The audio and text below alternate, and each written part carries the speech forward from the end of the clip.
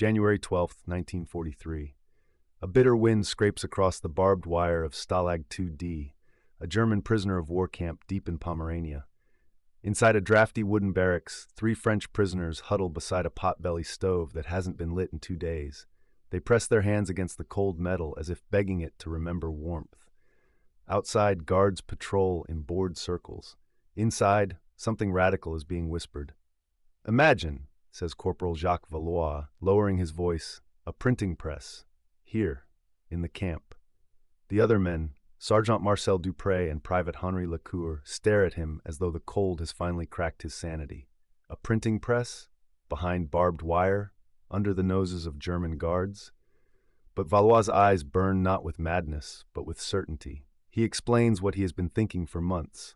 If the resistance on the outside could scatter pamphlets across occupied France, why couldn't prisoners do the same? Why couldn't they produce their own words, their own defiance, their own counter-narrative to the endless Nazi propaganda pumped through camp loudspeakers? For weeks, French POWs had been forced to listen to German broadcasts claiming the war was won, resistance was futile, and France was broken. But these men, farmers, clerks, students, machinists, knew their country wasn't dead. They felt it in the smuggled letters, in the secret news traded through the wire, in the stubborn refusal to yield their dignity. And so Valois proposes something extraordinary. They will build a printing press out of whatever they can find. Scrap metal, broken tools, parts hidden in work details, even components bartered with sympathetic Polish civilians who work near the camp perimeter. At first, the idea seems impossible, but impossible dreams are the currency of prisoners, and soon word spreads. Hidden inside the barracks, in a cramped corner no larger than a pantry, the clandestine workshop begins. Every evening, as guards patrol outside, the French POWs pretend to sleep. But in the darkness, they carve, file, and hammer with tools no bigger than toys, muffling each tap with layers of blankets. At any moment, a guard could burst in. At any moment, the entire plan could collapse. Yet the men persist. The first part they need is the platen, the heavy flat block that presses paper against type. They salvage a bent iron plate from a broken stove door. It takes days of sanding to flatten it. Their hands bleed from the effort, but the iron grows smooth, reflective like a dull mirror. Next, they shape the frame from bed slats, replacing each missing piece with new boards scavenged from abandoned supply crates. Every board has to look untouched. Missing wood would spark questions from guards. So they take only splinters at a time, sanding each one until it fits perfectly. Then there is the matter of type, metal letters. Without them, nothing can be printed. But metal is strictly controlled in the camp. The solution comes from Henri, who once apprenticed in a watchmaker's shop. He discovers that the camp's broken alarm clocks, discarded in heaps behind the administrative hut, contain tiny brass elements, not letters, but workable metal. He gathers the pieces slowly, pocketing a gear one day, a pin another. Soon he has enough to begin carving the alphabet, one microscopic letter at a time. Each character is etched by hand, polished, measured, tested. In a real print shop, this would be the work of machines. Here, it is a miracle performed by frozen fingers and unimaginable patience. Ink is another challenge. They cannot simply steal it.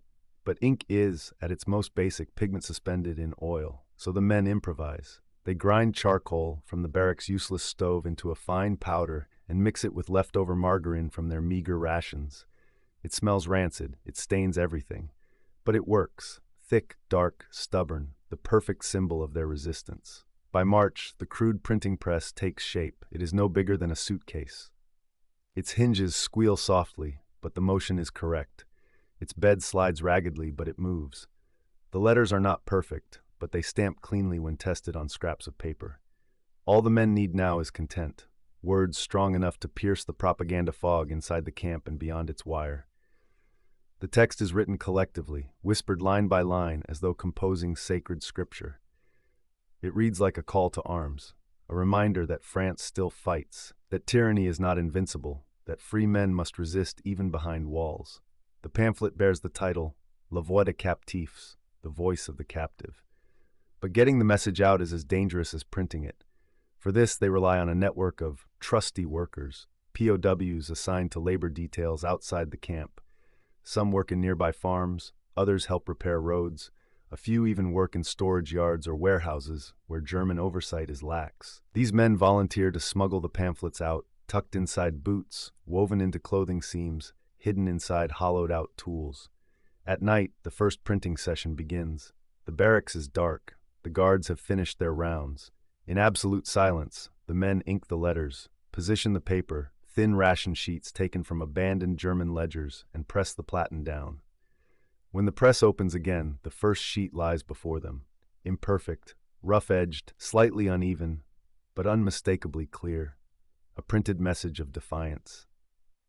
The men stare at it as though witnessing fire for the first time. In that moment, they are no longer prisoners. They are insurgents, creators, voices bursting through the cracks of oppression. The first batch is small, barely 20 copies, but 20 will become 50. 50 will become 100. They work until dawn, hands trembling from exhaustion and excitement. By morning, every pamphlet has been tucked away, distributed among couriers, who will risk everything to move them beyond the wire. Within weeks, stories begin returning through the grapevine.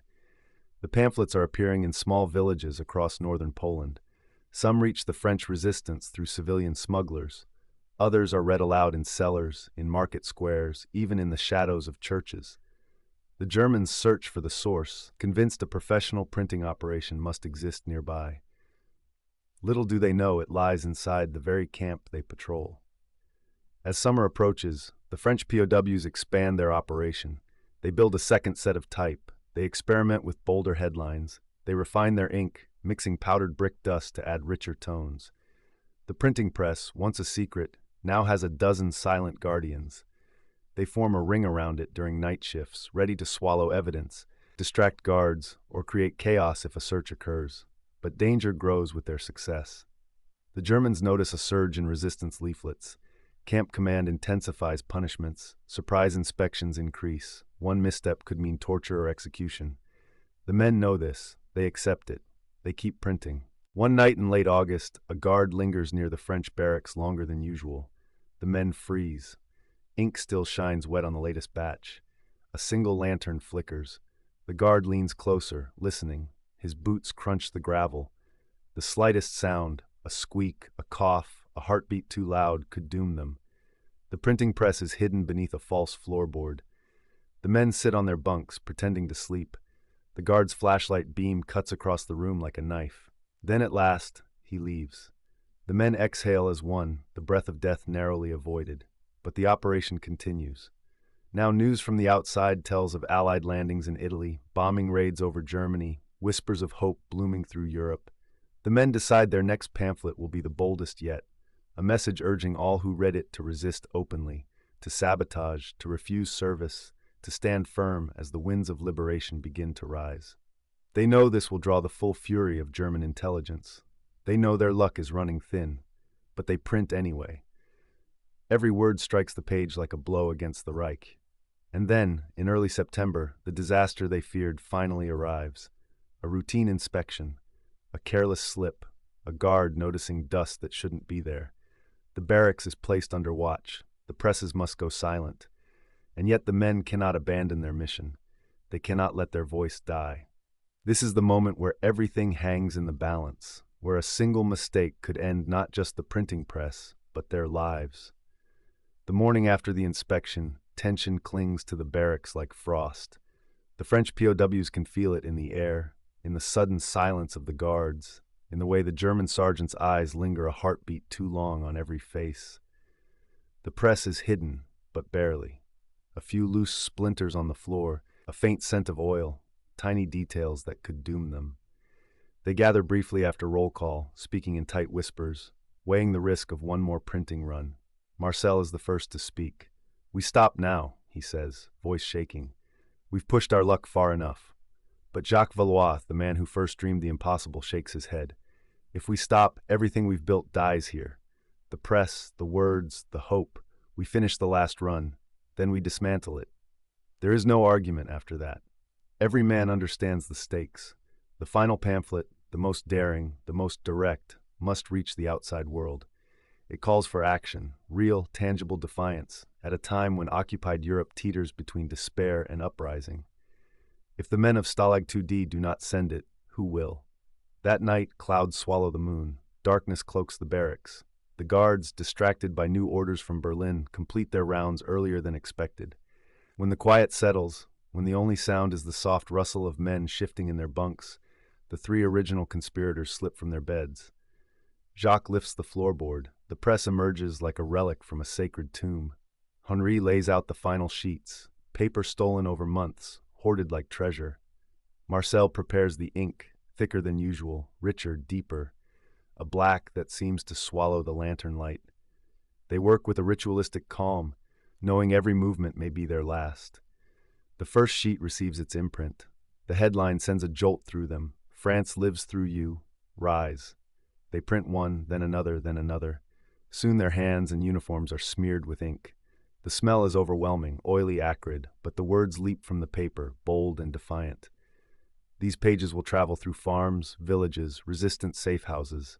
Some will inspire sabotage, others will stir hope. All will carry the truth that men behind wires still fight. Just after midnight, disaster strikes. A boot scrapes outside the door. Henri freezes. Jacques clamps his hand over the press to silence it. Marcel blows out the lantern. Darkness swallows them. The guard's breathing can be heard outside, a slow, suspicious rhythm. He rattles the latch. The wooden door trembles. For a moment, the men are certain it will open, but then a shout echoes across the yard. Another guard calls him to the northern fence. Footsteps retreat. The latch falls silent. The men wait, unmoving, for a full 6 minutes. Only then do they resume their frantic work. By dawn, 136 copies lie finished. The final batch. Their legacy. When the camp horn blares the morning wake-up, the men hide the pamphlets inside split mattress covers, inside boot soles, inside hollowed-out soup ladles. Every method they have ever used, perfected over months of danger. The couriers from various work details collect them silently, tucking them beneath layers of clothing worn thin by winter. They leave the barracks without a word, each man carrying a piece of the prisoner's voice into the world beyond the wire. Once the last pamphlet is gone, Jacques kneels beside the press. He runs his hand along the wooden frame, remembering every cut, every bruise, every midnight spent building this impossible machine.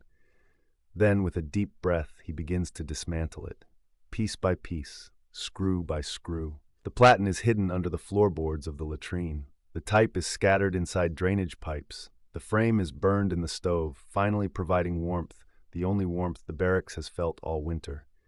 By breakfast, the press that defied the Reich no longer exists. 2 weeks later, the Germans discover traces of the operation. A few brass shavings, a smear of ink beneath a bunk. Suspicion swells. Prisoners are questioned, threatened, searched. But with the press destroyed and the distribution network already set in motion, the Germans find nothing. Frustrated and confused, they assume an external group supplied the leaflets. They never imagined the entire operation lived under their feet. Meanwhile, across the countryside, the final pamphlet spreads like wildfire. Farmers hide copies beneath sacks of grain. Railway workers pass them hand to hand. Resistance groups read them aloud by candlelight. The message stirs something deep: anger, courage, unity. France lives through you, the pamphlet declares. Rise. And rise many do. Acts of sabotage increase. Ties between local cells strengthen. Even civilians who had been silent now speak with renewed resolve. Inside Stalag II-D, whispers of these effects return through the secret channels. Jacques, Marcel, Henri, and the dozens who helped them listen with pride burning in their chests. Despite starvation rations, despite disease, despite despair, their words have escaped. Their voice has reached the world. Winter becomes spring. Allied forces advance. And in early 1945, as the Eastern Front collapses, Stalag II-D is abandoned by fleeing German guards. The POWs, weak and gaunt but unbroken, stumble into freedom. Some are rescued by Soviet troops, some by local partisans. All carry with them the memory of the printing press that helped keep France alive during its darkest hours. After the war, official reports acknowledged the extraordinary operation. Historian Jean-Pierre Azema later calls it one of the most remarkable acts of intellectual resistance undertaken inside a German POW camp.